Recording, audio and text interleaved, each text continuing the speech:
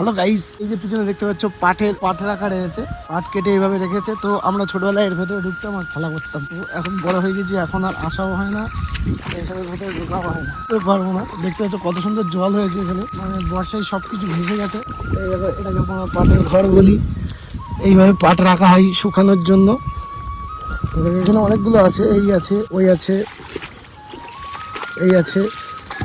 তো বেশ ভালো লাগছে, অনেকদিন পরে ভিজছি।